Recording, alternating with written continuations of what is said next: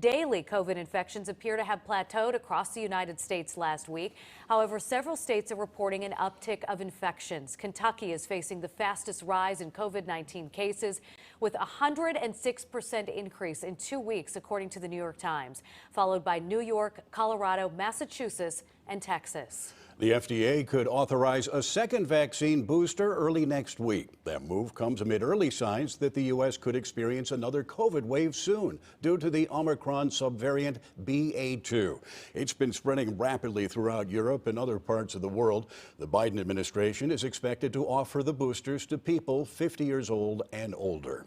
As demand continues to fall for COVID-19 testings and vaccinations, that is, both the state of Illinois and city of Chicago will be cutting back on those services this week. In fact, starting Friday, the state will be closing testing centers and the city will be scaling back its program of in-home vaccinations.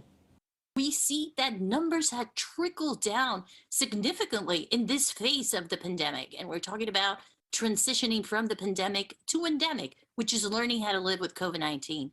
Dr. Geraldine Luna runs Chicago's COVID-19 initiative for the Department of Public Health and says demand for vaccinations has dropped dramatically, down to between 100 and 140 vaccinations a day over the past week, which is why starting Friday, the city is scaling back its home vaccination program from 7 days a week to 4 days a week, freeing up health workers to focus on other areas of public health that have taken a back seat since the start of the pandemic.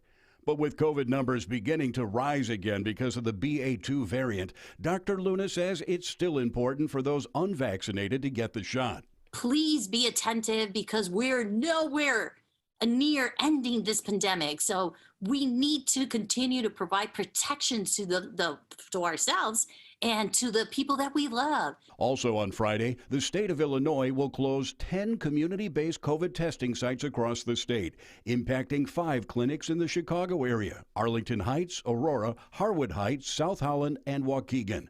At one point, those sites were each testing more than 1,000 people a day. Now that number's down to less than 50. The state says fewer people need the clinics now that the federal government is making home test kits available through the mail. But both the city and state say they have plenty of vaccine and testing kits to make a quick pivot if the COVID numbers surge. If the demand starts to increase, of course, those services will be out there. The city's been trying to encourage vaccinations by handing out $50 gift cards. But beginning Friday, that will end in all but 15 zip codes on the south and west sides, where vaccination rates still remain well below 70%.